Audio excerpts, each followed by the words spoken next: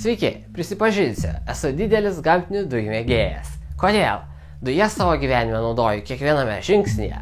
Tai elektra, šiluma, kuras, plastikas, net trąšos. Kaip ir nafta bei akmens anglis, gamtinės dujos susidarė iš prieš 300–500 milijonų metų ežeruose ir jūrose gyvenusių organizmų. Veikiami didžiulio slėgio ir karščio, organizmai pavirto į mūsų iškastinį kurą.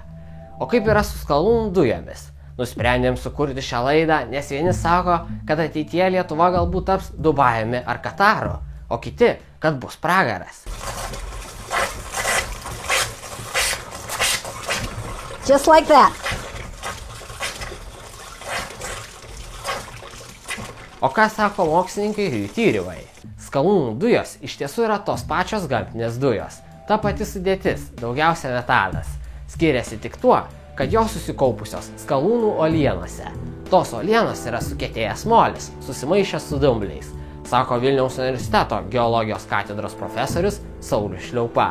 Čia yra visas iššūkis. Dujos yra įkalintos nedideliais burbuliukais, labai plačioje teritorijoje. Reikia įrengti daug gręžinių, gręžti horizontalias atšakas ir tą molį trupinti. O tai yra brangus malonumas. Lietuvoje skalūnų dujų nėra. Labai maža tikimybė, netikėtai nustebina profesorius.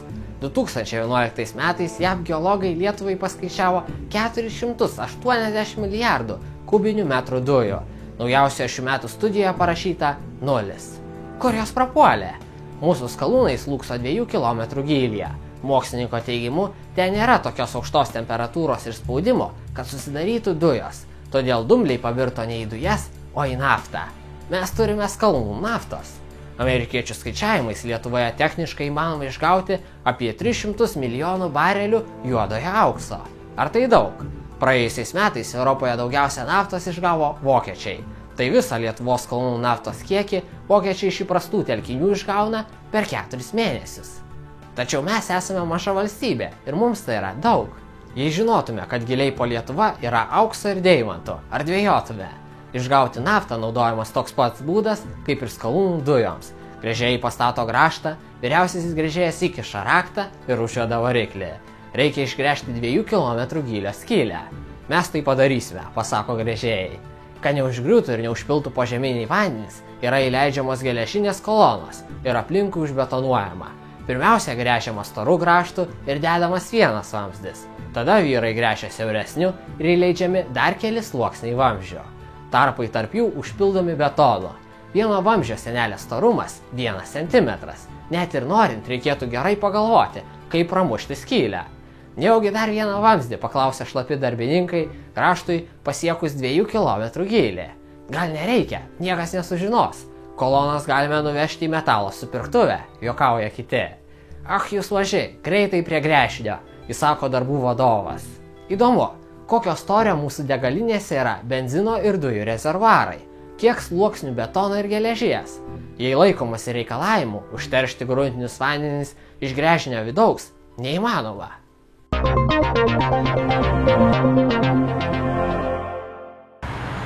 Ar žinai, ką aš veikiu laisvalaikiu? Aš esu mokslas ribos savanorė. Pasaulis yra toks, kokį jis susikarina visi kartu. Aš esu mokslas ribos savanoris.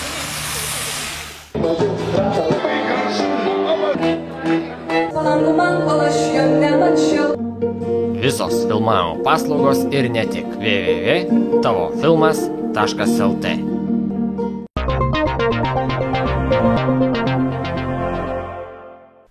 Norėdami apimti tą didžiulį plotą, kuriame yra juodasis auksas, naftininkai 2 km gylyje imasi gręžti horizontalias atšakas. Kaip jie sugeba tai pasukti? Prie grąžto galvutės yra pritaisoma specialiai įranga, kuri grąžtą leidžia pakreipti norimą kryptimi. Gręžimo vamzdžiai yra truputį lankstus ir per ilgą atstumą galima padaryti posūkį. Operatorius ekrane mato, kur yra grąžtas. Ar po mišku, ar po ežeru, o gal po baltų ir kryžiuočių mūšio lauku. Viename gręžinyje išgręžiama iki 20 atšakų, jų ilgis net po kelis kilometrus. Gręžimo darbai trunka nuo kelių savaičių iki mėnesio. Įranga yra nuomojama, už kiekvieną dieną reikia mokėti pinigus, reikia dirbti greitai ir organizuotai. Taigi, sukūrėme sudėtingą požeminių vamzdynų sistemą. Deja, juose tuščia. Naftos lašeliai yra įstrigę nelaidžiame molyje ir negali tekėti. Kai kuriuose gręžiniuose tenka griebtis sprogmenų. Specialistai užtaisus nuleidžia į horizontales atšakas ir 3, 2, 1. Bum, bum, bum. Vienas nesuveikia. Bum. Visų smarkumu paleidžiamas specialus skystis. Tai vanduo. Vienam gręžiniui reikia apie 10-15 tūkstančių tonų vandens. Kitose šalise, kur vandens yra mažai, tai yra problema. Žmonės protestuoja. Truputį smėlio. Smėlio smiltelės neleidžia užsiverti molį atsivėrusiems plyšeliams. Ir keli procentai chemikalų. Jie sutepa molį atsivėrusius plyšius ir palengvina naftos tekėjimą. Šis mišinys į gręžinį yra pumpuojamas didžiuliu spaudimu. Taip stipriai spaudžiama, kad pradeda girgždėti konstrukcijos, kaukia kompresoriai. Skystis teka ten, kur minkščiausia, plėšo giliai po žeme esantį molingą sluoksnį. Po 100 metrų į šonus atsiveria kelių centimetrų pločio plyšiai ir įtrūkimai. Naftininkai šoka meškutę šokį, trypia kojomis ir šūkauja. Milijonus metų molyje įkalinta nafta arba dujos pagaliau pradeda laisvai tekėti.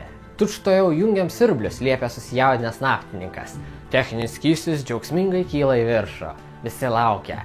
Iš žemės gelmių kaip kokioje pasakoje iškyla lietuviška skalūnų nafta. Deja, lazda visada turi 2 galus. Kartu su nafta siurbiame ir užterštą techninį vandenį.